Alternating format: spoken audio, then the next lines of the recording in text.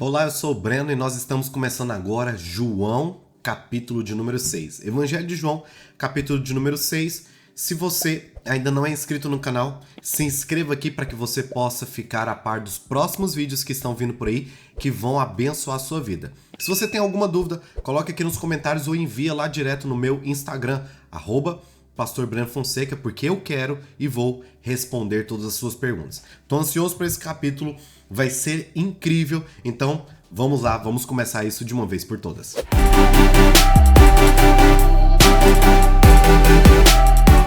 João, capítulo de número 6, versículo de número 1. Esse capítulo é enorme, 71 versículos esse capítulo tem. Eu dividi em 4 blocos para que a gente possa compreender bem. E esse vídeo provavelmente vai ficar muito grande, muito grande. Então, se você não tiver tempo ou se você estiver ouvindo de qualquer jeito, eu digo para que esse capítulo você vá com calma, escute uma parte, volta, escuta a segunda parte, terceira parte, quarta parte. Mas eu preciso que você preste bastante atenção nesse capítulo, porque esse capítulo vai marcar a sua vida. Esse capítulo é um dos capítulos mais importantes de João. Nós temos outros capítulos que são marcantes, mas esse capítulo tem alguma coisa extraordinária dentro dele. E já deixando claro que para compreender esse capítulo de fato, é necessário ter um excelente conhecimento veterotestamentário, ou um conhecimento acerca do Antigo Testamento. Ou melhor, um conhecimento acerca de Êxodo, Números, Levíticos, Deuteronômio. É necessário ter um grande conhecimento, porque muitas das vezes você já deve ter lido ou escutado uma pregação que você não conseguiu ligar isso ao Pentateuco, ao de fato que Moisés viveu com o povo na saída do Egito até a entrada de Canaã. Então, se você tem um conhecimento acerca dessa passagem bíblica, João capítulo de número 6 vai fazer um pouco mais sentido para você. Então, eu estou aqui hoje para te ajudar, para te explicar, para fazer essas conexões neotestamentárias com veterotestamentárias, para que possa ligar e fazer sentido para você. Então, por favor, repito, se prepare, é um capítulo denso, incrível, maravilhoso, nós vamos aprender muito. Vamos lá? Primeiro bloco, multiplicação. João, capítulo de número 6, versículo de número 1. Depois disso, Jesus atravessou o Mar da Galileia, conhecido também como Mar de Tiberíades. Uma grande multidão o seguia por toda parte, pois tinham visto os sinais que ele havia realizado ao curar os enfermos. Então Jesus subiu ao monte e sentou-se com seus discípulos. Era quase tempo da festa judaica da Páscoa. Jesus logo viu uma grande multidão que vinha a seu encontro. Voltando-se para Felipe, perguntou: onde podemos comprar pão para alimentar toda essa gente? Disse isso para pôr Felipe à prova, pois Jesus já sabia o que ia fazer. Felipe respondeu: mesmo que trabalhássemos vários meses, não teríamos dinheiro suficiente para dar alimento a todos. Então um dos seus discípulos, André, irmão de Pedro, falou: aqui está um rapaz com 5 pães de cevada e 2 peixes. Mas que adianta só isso para tanta gente que aqui está? Jesus respondeu: diga ao povo para que sentem-se. Todos se sentaram na grama que cobria o monte. Só os homens eram cerca de 5.000. Então Jesus tomou os pães, agradeceu a Deus, os repartiu entre o povo. Em seguida, fez o mesmo com os peixes, e todos comeram à vontade. Depois que todos estavam satisfeitos, Jesus disse isso a seus discípulos: agora juntem os pedaços que sobraram para que nada se desperdice. Eles juntaram o que restou e encheram 12 cestos com as sobras. Quando o povo viu Jesus fazer esse sinal, exclamou: sem dúvida, ele é o profeta que haveria de vir ao mundo.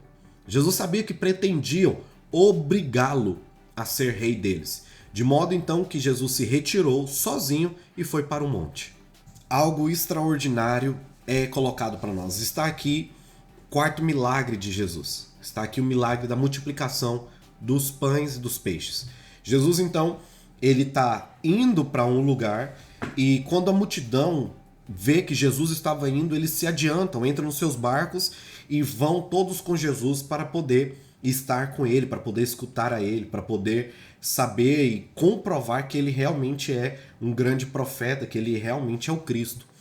E aí Jesus, quando vê aquela multidão chegando, ele já tinha tudo planejado, ele já tinha tudo pronto. É engraçado que às vezes a gente tenta surpreender Jesus, né? Às vezes a gente pensa que Jesus vai nos surpreender, que ele vai ficar surpreso com alguma coisa que a gente fez, tanto certo quanto errado, mas é impossível. E aqui esse versículo deixa muito claro, né? Jesus olha para Filipe. Por que ele fala para especificamente Filipe? Porque aquela cidade é a cidade que Filipe viveu uma vida inteira. Então ele pergunta: Filipe, por aqui você sabe onde tem um lugar que a gente possa comprar pão?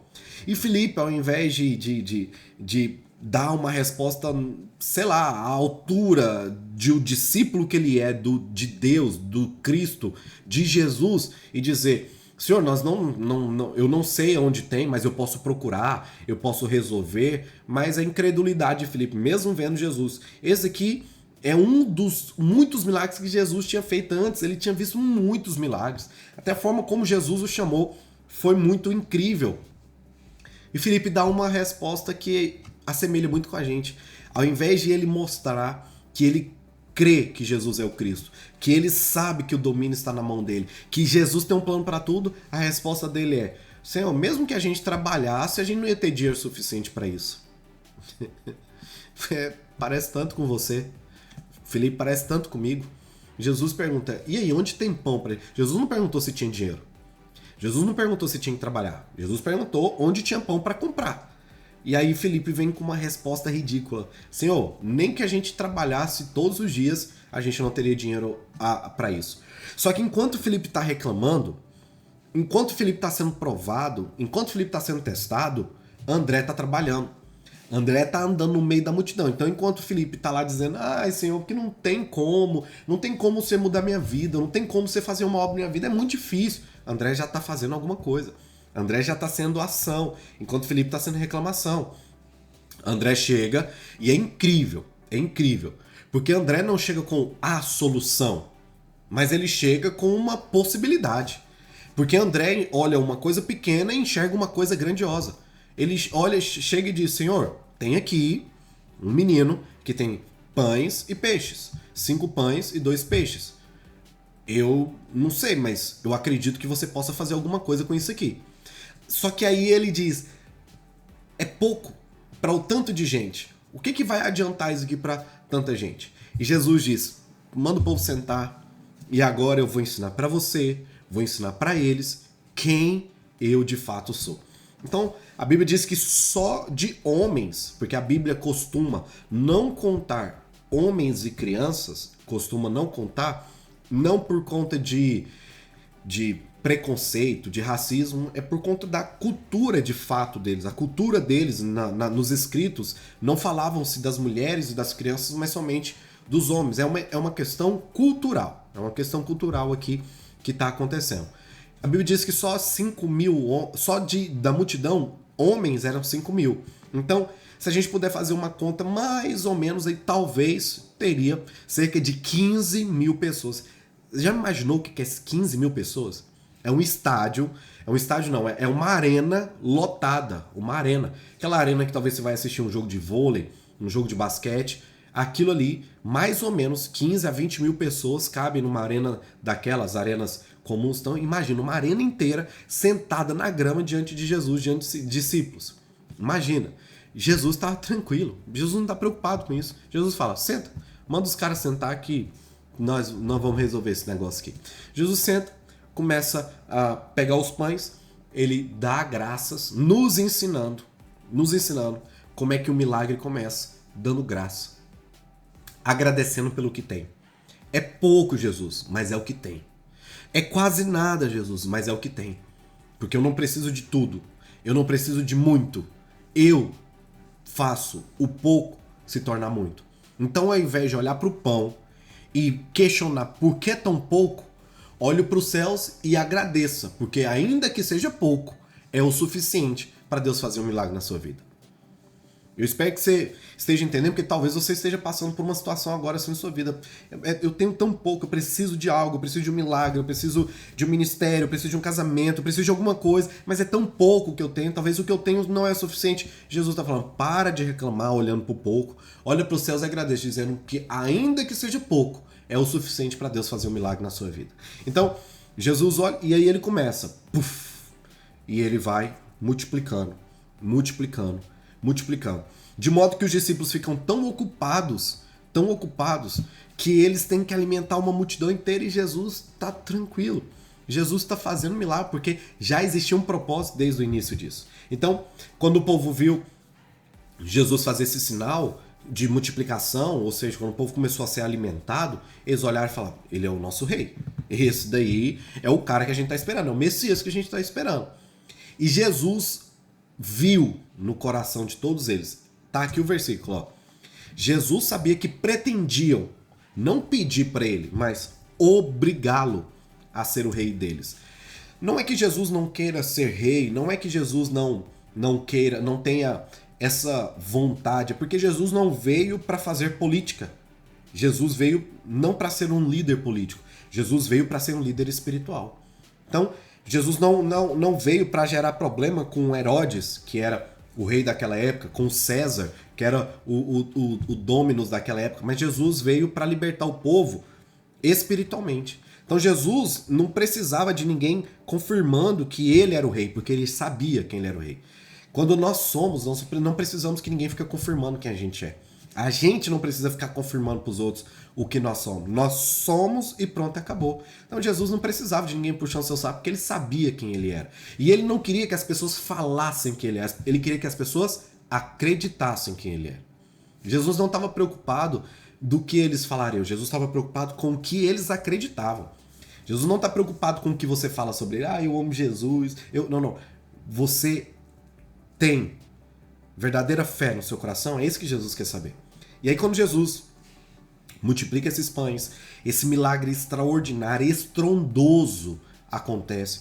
Nós aqui já aprendemos algumas lições. Aprenda que Deus pode fazer o pouco se tornar o suficiente para você. Aprenda que você não tem que murmurar porque não tem, ou você só precisa confiar naquilo que Jesus está falando. E Jesus não precisa que você fique falando para ele o que ele é. Jesus precisa que você creia naquilo que ele é. Aí agora sim, nós podemos ir para o segundo bloco, que é pequeno, mas é importante. Ao entardecer, segundo bloco, Jesus anda sobre as águas. Versículo 16. Ao entardecer, os discípulos de Jesus desceram à praia. Entraram no barco e atravessaram o mar em direção a Cafarnaum. Quando escureceu, porém, Jesus ainda não tinha vindo se encontrar com eles. Lembrando que aqui, Jesus estava no monte. Jesus tinha se retirado e ele estava no monte. Então, ao entardecer, os discípulos foram para a praia pegar o barco. Mas algo acontece. Quando escureceu, Jesus ainda não tinha se encontrado com eles, logo um vento forte veio sobre eles. E o mar ficou agitado. Depois de remarem 5 ou 6 quilômetros, de repente viram Jesus caminhando sobre as águas, em direção ao barco. Eles ficaram aterrorizados. Mas ele lhes disse, sou eu, não tenham medo. Eles o receberam no barco e logo em seguida chegaram ao seu destino. Eu só separei esse bloco aqui, que talvez não precisaria ser separado do primeiro bloco, mas eu só queria te explicar uma coisa, que esse daqui não é aquele momento em que Jesus faz Pedro andar sobre as águas. Esse daqui não é o mesmo momento daquele quando a tempestade está vindo, tá todo mundo desesperado, Jesus anda sobre as águas, os discípulos ficam com medo, achando que era um fantasma. Pedro diz, Senhor, isso aqui é um outro milagre. Então, meio que duas coisas aconteceram ao mesmo tempo. Breno, de onde você tirou isso? Eu tirei isso da Bíblia de estudo que eu tenho aqui, ok? Chama Bíblia de Estudo de Genebra. Então, essa Bíblia explica veementemente que isso daqui é um outro milagre. Isso aqui aconteceu diferente daquele milagre em que Pedro anda sobre as águas. Isso aqui é um pouco mais simples. Então Jesus anda por sobre as águas aqui nesse momento. Era só isso que eu queria mostrar para você aqui. Vem o bloco 3, que na minha opinião é o bloco mais importante desse capítulo. Vamos lá. Terceiro bloco, o pão que desceu do céu, versículo 22. No dia seguinte, a multidão que tinha ficado do outro lado do mar viu que os discípulos haviam pegado o único barco dali e que Jesus não fora com eles. Alguns barcos de Tiberíades se aproximaram do lugar onde o povo tinha comido os pães depois que o Senhor os abençoou. Quando a multidão viu que nem Jesus nem os discípulos estavam ali, todos entraram no barco e atravessaram para Cafarnaum, a fim de procurar Jesus. encontraram Jesus do outro lado do mar e perguntaram: Rabi, quando o senhor chegou aqui? Jesus respondeu: eu lhes digo a verdade, vocês querem estar comigo não porque entenderam os sinais, mas porque eu dei comida para vocês. Não se preocupem, tanto com coisas que se estragam, como a comida, mas usem as suas energias buscando o alimento que permanece para a vida eterna, o qual o Filho do Homem pode lhes dar. Pois Deus, o Pai, colocou em mim seu selo de aprovação. Nós também queremos realizar as obras de Deus, disseram eles. O que nós devemos fazer? Jesus lhe disse: esta é a única obra que Deus quer de vocês. Creiam naquele que ele enviou. Creiam em mim. Eles responderam: se deseja que creiamos no Senhor, mostre-nos um sinal. O que o Senhor pode fazer? Afinal, nossos antepassados comeram maná no deserto. As escrituras dizem: Moisés lhes deu de comer pão do céu. Jesus disse: eu lhes digo a verdade, não foi Moisés quem deu o pão do céu. Foi meu Pai que deu o verdadeiro pão dos céus a vocês. O verdadeiro pão de Deus é aquele que desce dos céus e dá vida ao mundo.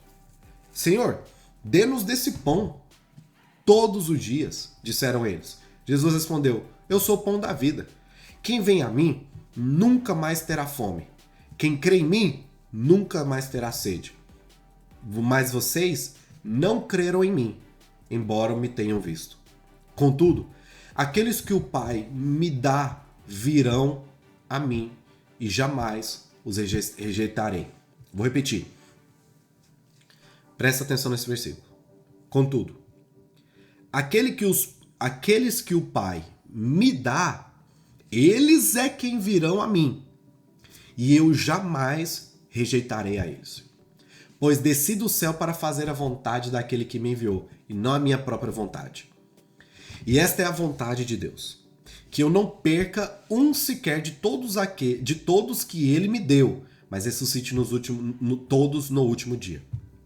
Pois é a vontade de meu Pai que todo aquele que olhar para o Filho e nele crer tenha a vida eterna, e eu o ressuscitarei no último dia.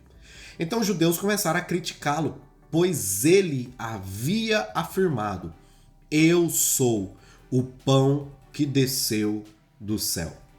Diziam: pão que desceu do céu? Mas esse não é o Jesus, filho de José?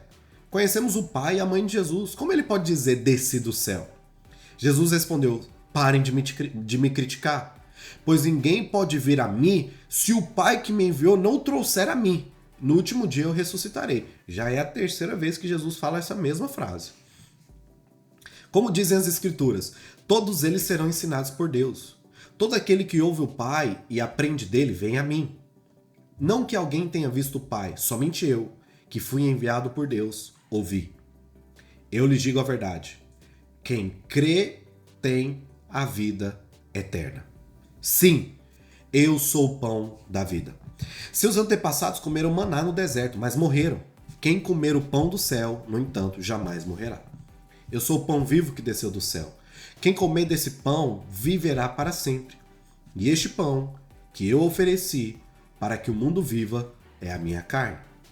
Então os judeus começaram a discutir entre si a respeito do que ele queria dizer. Como pode esse homem nos dar carne para comer? Perguntavam. Então Jesus disse novamente: eu lhes digo a verdade. Se vocês não comerem a carne do Filho e não beberem o seu sangue, não terão a vida em si mesmos. E aí, o que você lembra quando fala de comer a carne, de comer a carne e beber do sangue dele? Versículo 54. Mas quem come a minha carne e bebe meu sangue terá a vida eterna.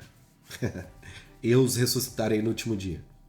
Pois minha carne é a verdadeira comida, meu sangue é a verdadeira bebida. Quem come minha carne e bebe meu sangue permanece em mim, e eu nele. Eu vivo por causa do Pai, que vive e me enviou. Da mesma forma, quem se alimenta de mim, viverá por minha causa. Eu sou o verdadeiro pão que desceu dos céus. Seus antepassados comeram maná e morreram. Quem comer este pão não morrerá, mas viverá para sempre. Ele disse essas coisas quando ensinava na sinagoga de Cafarnaum. Uou, que texto denso, hein? Vamos então tentar entender o que está acontecendo aqui. Vamos lá. Deus tira o povo do deserto. Deus tira o povo do Egito e coloca eles pelo deserto. Olha que interessante isso. Deus tira o povo do Egito e para tirar o povo do Egito, eles precisam atravessar o mar. E aqui a mesma coisa aconteceu. No bloco 2, Jesus anda por sobre as águas e aí o povo atravessa as águas para ir então para esse novo lugar de encontro. Então, tem muito do Antigo Testamento, de Êxodo, aqui dentro desse texto. Então, do mesmo modo que o povo tem que atravessar para se libertar do Egito e para ir para o novo tempo de Deus, eles também aqui vão passar pelo mar para se encontrar com Deus, para poder viver um propósito com Deus. A primeira coisa que se assemelha aqui. A segunda coisa que se assemelha é que os caras chegam e eles começam a reclamar, dizendo, mostra-nos, por que nós estamos aqui? Mostra que você é o Cristo. Os caras viram Jesus multiplicando pães e peixes, os caras viram Jesus curando o paralítico, os caras viram Jesus ressuscitando o filho do chefe do rei, viu Jesus transformando água em vinho e ainda não acredita, ainda quer pedir mais sinais. É a gente purinho. Nós estamos representados aqui, a gente vê Jesus fazendo milagre na nossa vida, vê Jesus respondendo e correspondendo às nossas orações, mas não. Quanto mais a gente recebe, mais a gente quer, porque parece que nós não temos fé o suficiente nele. Parece que nós precisamos o tempo todo ser alimentado pelos milagres de Jesus. O tempo todo a gente tem que ser alimentado, e é isso. E aí os caras vão falar, então, Jesus, a gente precisa de um milagre, o que está acontecendo? Jesus fala, vocês não precisam de mais um milagre, vocês não precisam de mais pão. E Jesus já deixa claro, eu sei que você está me seguindo porque eu te dei pão. Não porque eu sou o pão da vida, mas porque eu te dei pão. Tem gente que segue Jesus pelo que Jesus dá, e não por quem Jesus é. Tem gente que fica sabendo do que Jesus está fazendo, um que foi curado, outro que foi transformado, outro que foi prosperado. Aí o cara começa a andar com Jesus, começa a frequentar uma igreja, começa a andar com os nossos irmãos, não porque ele acredita em Jesus e quer a vida eterna, mas ele só quer pegar uma bandinha ali, um pedaço do pão que Jesus está multiplicando para os outros. Jesus já sabe. E ele já está falando, ó, eu sei que vocês estão andando comigo, não é porque vocês me amam. Eu sei que vocês andam comigo porque vocês gostam de pão. Vocês sabem que eu multiplico. Vocês sabem que quando andam comigo, vocês andam bem. Então é por isso que vocês querem ficar perto de mim o tempo todo. E aí, os caras vão começar a falar. Ah, mas você tem que prover pão mesmo. Sabe por quê? Porque no deserto, Antigo Testamento, Êxodo, Moisés. No deserto, Deus dava o maná. O maná era uma espécie de pão de mel que descia todo dia de manhã dos céus e o povo juntava esse maná para comer durante o dia. Então, no deserto, Deus proveu o pão. O povo não fazia, o povo não precisava fazer nada. Deus enviava para eles. E aí, eles estão dizendo, ó, Moisés, aqui o que esse texto está dizendo? Moisés era tão poderoso, que quando o povo estava com ele, ele provia o pão. Traduzindo, Jesus, a gente tá com você, se você é mais poderoso que o Moisés, então vamos fazer o seguinte, prover o pão, porque Moisés é a lei, Moisés representa a lei, Moisés para os judeus aqui é o maior homem de todos, até agora Moisés é o maior homem de todos, é a pessoa que eles mais respeitam de toda a história da humanidade aqui, é Moisés. Então eles falam, se você é maior que Moisés, então faz o seguinte, Moisés multiplicava pão, não tinha pão o tempo todo lá com Moisés, mostra aí pra gente o pão. Aí Jesus vai dizer, Moisés mandava o maná, só que o maná não era de Moisés, o maná era de Deus, não era Moisés que confeccionava o maná, era Deus que enviava o pão dos céus, o maná dos céus para que eles comessem. E eu sou o pão que desceu do céu pro povo. Então Jesus estava falando, olha, nunca foi Moisés, sempre foi Deus que enviava o pão. E tá eu aqui, o pão. Lembrando que maná era assim, você colhia e comia no mesmo dia. Se você guardasse, ele apodrecia e você não poderia comer mais. Só que Jesus é um pão eterno. Ele desce e você vai comer e você nunca mais vai precisar de outro maná ou de outro pão, porque esse pão é suficiente para te salvar, para não te deixar morrer no deserto. Então ele é suficiente. E segundo, Jesus é o pão que desceu do céu para salvar a todos do Egito, da morte, do que eles estavam passando por ali. Então Jesus vem dando para eles esses ensinamentos. Então, talvez aqui para mim e para você não faça tanto sentido, mas Jesus estava desconstruindo uma cultura mosaica de Moisés era isso, Moisés era aquilo, o pão do deserto, o povo viveu com pão, e Jesus está falando, gente, eu sou a realidade daquilo que o pão era.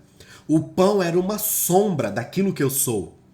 O pão no deserto, escuta você. O pão que Moisés tinha lá no deserto, a carne que tinha, as coisas que tinha no deserto, elas representavam a mim. Quando Deus foi tirar o povo do Egito, o cordeiro morreu. Colocou o sangue do cordeiro na porta para nenhum filho primogênito de ninguém morrer. Eu sou o cordeiro da Páscoa, que foi morto. Eu era. Aquilo lá representa a mim. O pão que descia do céu representa a mim. Então lá eles tinham algo que eles iriam imaginar. Hoje vocês estão com o pão que desceu do céu. Eles ouviram falar, viram, comeram pão, esperando o pão que desceria do céu. Eu sou o pão.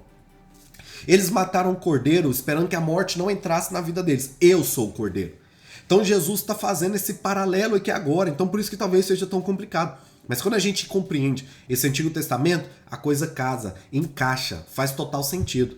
Então, só que aí Jesus começa um diálogo onde ele fala sobre a salvação e sobre a segurança da salvação. E como isso aqui está escrito, você só precisa ler para entender isso. Tem muita gente que fica... Posso perder minha salvação. Eu ganhei minha salvação hoje, mas eu vou perder amanhã. Eu ganho hoje, perco amanhã, eu ganho hoje. Jesus escreve meu nome no livro da vida. Hoje, amanhã ele apaga, depois ele escreve, depois ele apaga. Só que Jesus, através desses textos, ele está falando algo para você. Olha o que ele está falando para você. Aquele que o Pai me dá, viram a mim. Ele está falando da gente. E eu jamais o rejeitarei.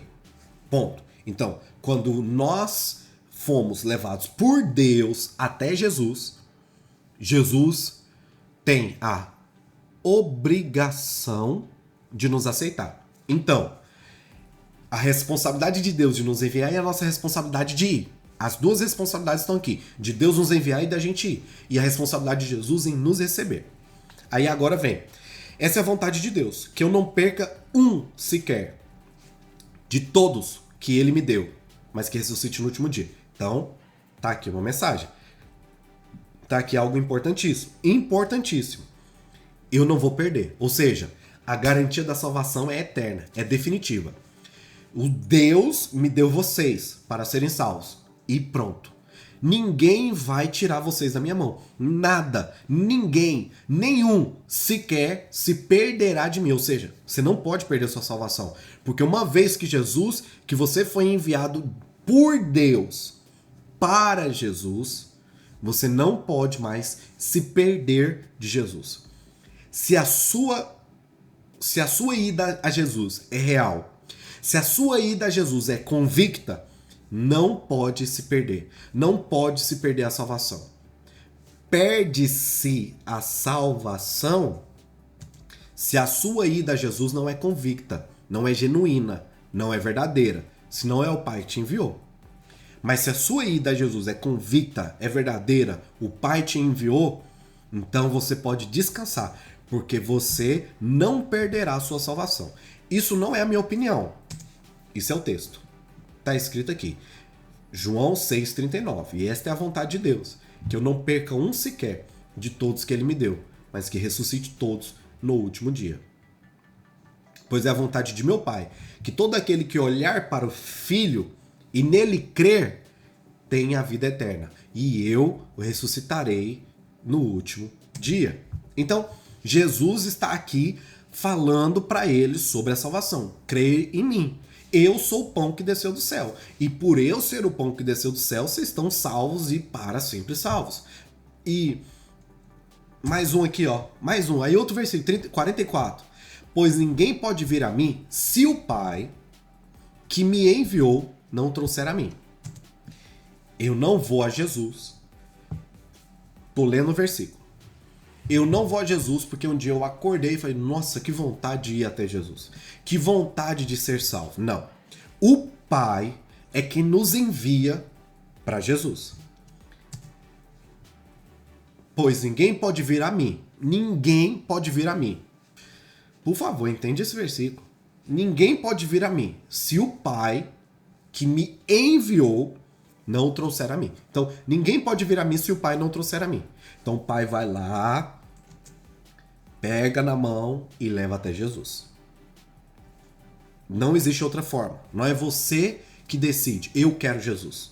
Não é você que fala, nossa, eu gosto de Jesus. Nossa, hoje eu acordei com vontade de ser salvo. Até ontem eu era pecador, mas hoje eu tô na vontade de ir pro céu. Não existe. O Pai é que vai lá pegar na sua mãozinha, sem você pedir. Lembra do tanque do paralítico Betesda? Não foi ele que pediu a opinião de Jesus. Não foi ele que chamou Jesus. Foi Jesus que foi até ele. Foi Jesus que chegou. E enviou. E aí então os dois se encontraram. E aí Jesus dá a certeza. No último dia eu ressuscitarei. E aí Jesus então vem trazendo mais uma vez a história do maná. Seus antepassados comeram maná no deserto, mas morreram. Quem comer o pão do céu, ou seja, Jesus, quem confessar a Cristo, quem for salvo, jamais morrerá.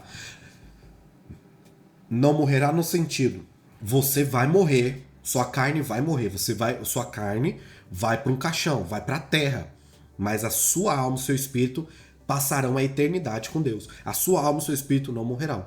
Eles viverão eternamente. Está escrito aqui, ó. É isso aqui. E aí Jesus diz, eu lhes digo a verdade, se vocês não comerem a carne do Filho do Homem e não beberem o seu sangue, não terão a vida em si mesmo. Mas quem come da minha carne e bebe do meu sangue terá a vida eterna e eu ressuscitarei no último dia. Aqui Jesus está falando de duas coisas. Primeiro, do relacionamento com ele. Ao relacionar-se com Jesus, ao confessar a Cristo, o que você recebe? A vida eterna. Mas também já está fazendo uma alusão futura da ceia. A ceia como sinal do relacionamento que nós temos com Jesus. Nós ceiamos para lembrar que o Pai nos enviou até Ele e que Ele é o nosso Salvador. Tá aqui. Eu lhes digo a verdade, se vocês não comerem a carne do Filho do Homem e não beberem o seu sangue, não terão a vida em si mesmo.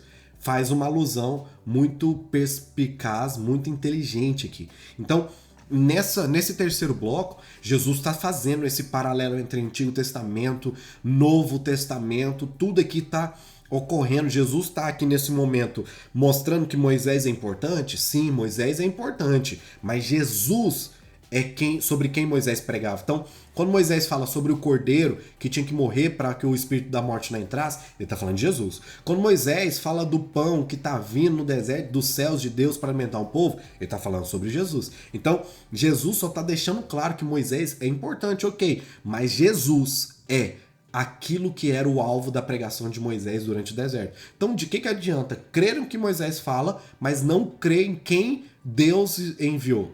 Então, Jesus está fazendo esse paralelo aqui importantíssimo e inteligentíssimo. Vamos lá. Bloco de número 4 e último. Duras palavras é o título desse bloco. Versículo 60. Muitos dos seus discípulos disseram, sua mensagem é dura. Quem é capaz de aceitar essa mensagem?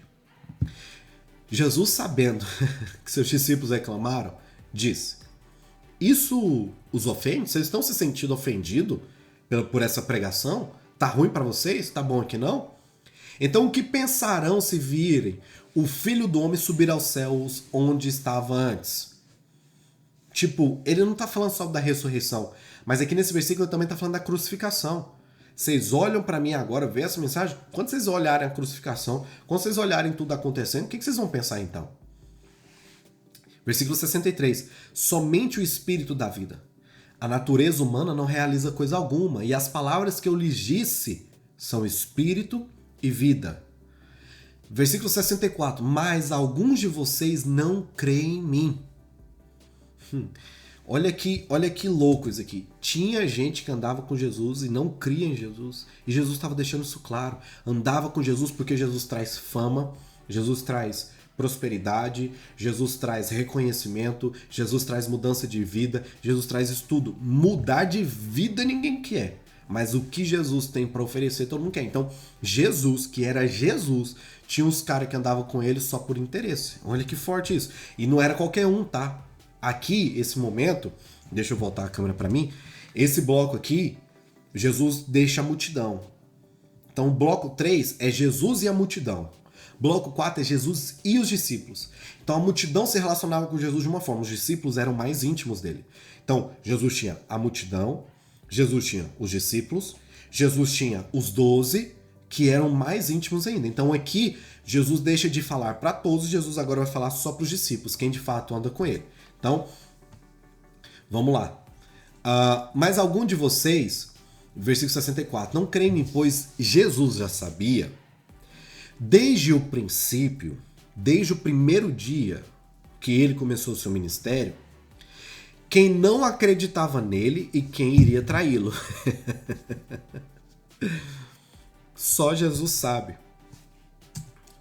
Então, às vezes a gente acha que o irmão não acredita, a gente não pode, de fato, falar se alguém é, se não é, se é salvo, se não é, porque somente Jesus sabe quem é que está andando com ele, porque de fato é um salvo, ou quem está andando com ele por interesse. Porque muitas vezes os interesseiros parecem salvos e os salvos não parecem salvos. Então, como a gente não sabe diferenciar uma coisa das outras, Jesus fala, eu sei quem é quem. Então, ao invés de você preocupar com quem é quem, pode deixar que eu já sei. E quem vai resolver isso sou eu. Jesus já está dando a canetada dele aqui. Versículo 65. E ainda acrescentou, por isso eu disse que ninguém pode vir a mim, a menos que o Pai dê a mim. Então, uma coisa está rolando aqui. Ele está falando, tem gente que anda comigo, que são os verdadeiros salvos, eles vieram porque Deus mandou. E tem gente que anda comigo que não foi Deus que mandou. Então os que mandaram estão salvos e tá tudo certo. E os que estão andando comigo, que Deus não mandou, esquece. Esses não estão salvos e esses vão querer só tumultuar. O pau vai quebrar. Aí vem o João 6,66. Eu, Breno, chamo isso daqui de 666 da Bíblia. Eu, Breno, chamo esse versículo, a partir desse versículo, o 66 da Bíblia. O número macabro da Bíblia. Por quê? Olha o que acontece aqui. Nesse momento, versículo 66, nesse momento, muitos de seus discípulos se afastaram dele e o abandonaram. Então Jesus se volta para os 12 e pergunta, vocês também vão embora? Tá ruim para vocês? Tá difícil para vocês? Tô pregando muito duro? Tá complicado? Vocês estavam achando que era moleza? Como é que é? Me conta aí. O que vocês estão pensando? Porque se tiver difícil para vocês, já vou dizer, vocês podem ir embora também. Olha isso. Jesus já está peneirando. Sempre vai existir peneiras. Jesus já está peneirando. Tem gente que anda com Jesus pelo propósito, tem gente que anda com Jesus pela proposta. Mas Jesus sempre vai peneirar. E na hora que ele peneirar, vai ficar quem tem propósito. Quando ficar difícil, quando ficar complicado, quando ficar problemático, os que não são de verdade vão embora. E os que são de verdade vão permanecer.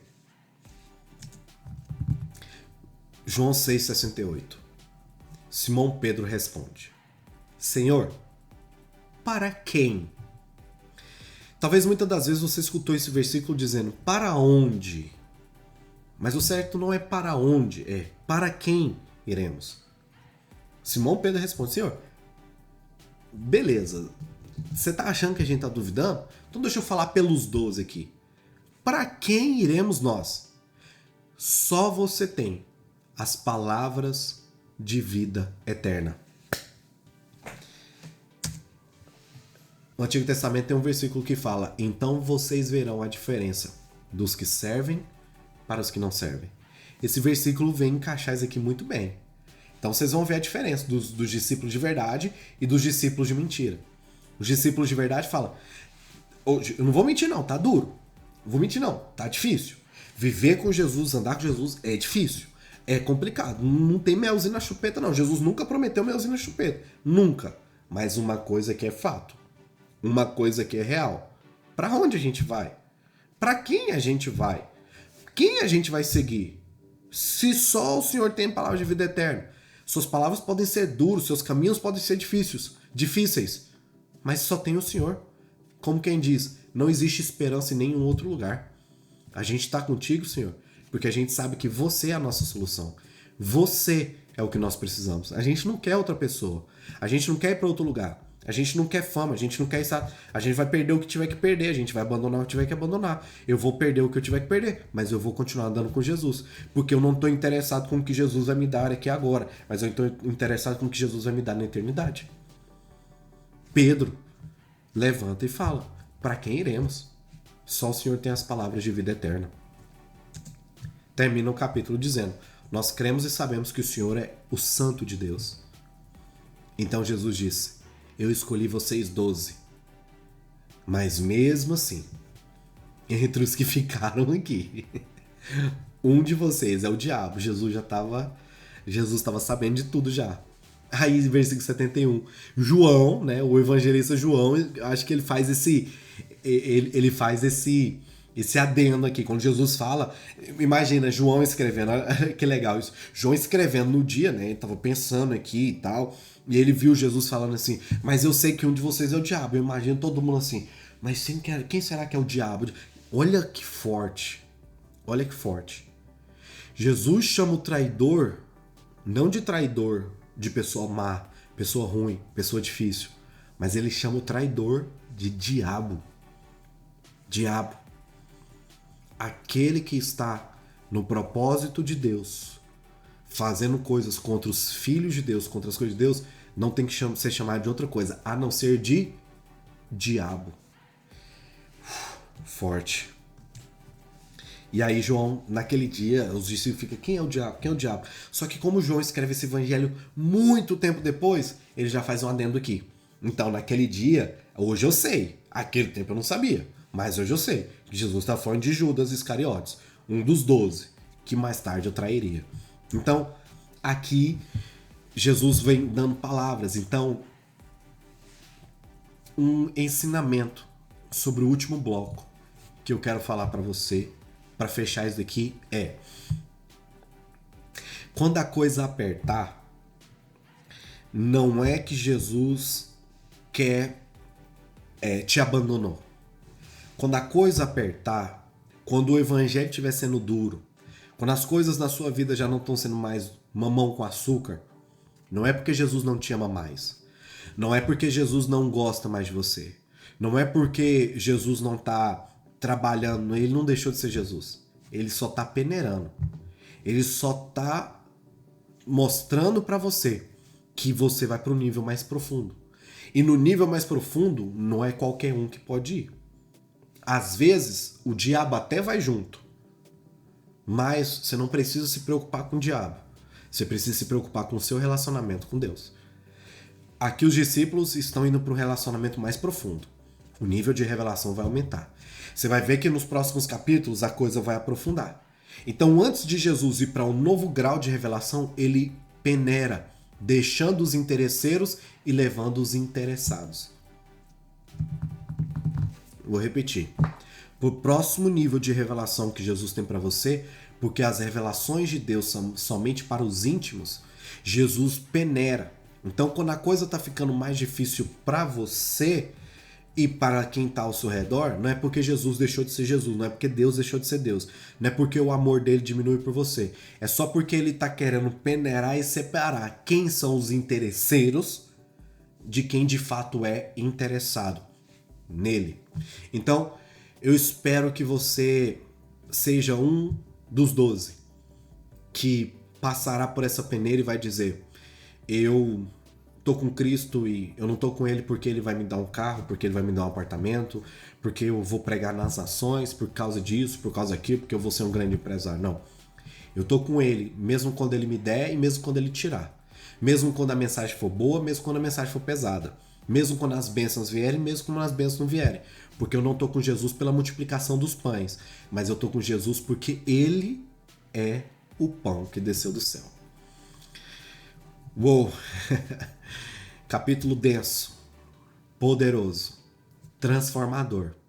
Eu sinto que o capítulo 6 é o passar pelas águas mesmo. O velho homem ficou do capítulo 6 para trás. E um novo homem, uma nova mulher surge do capítulo 6 para frente. Espero que você não desista de escutar e de estudar a palavra de Deus comigo. A cada dia que passa eu tô ficando mais animado. A cada vídeo que passa eu fico mais alegre. De poder estar estudando a Bíblia junto com você. De poder estar junto com você crescendo, sendo peneirado. E mostrando que eu não sou o diabo, mas eu sou o discípulo. Que não quer comer do pão, mas que quer viver com o pão da vida por toda a eternidade. Ainda não se inscreveu? Se inscreve aqui embaixo. Compartilha esse vídeo, porque muita gente precisa ouvir o que foi dito aqui e muita gente precisa ser abençoada por isso. Deus abençoe você, sua casa, sua família. Deus abençoe a sua mente e o seu coração. Que você não seja um interesseiro, mas que você seja um homem ou mulher que de fato entendeu para quem iremos nós. Se só Cristo nos tem a palavra de vida eterna. Deus abençoe você. Bora pro próximo vídeo. Tchau, tchau.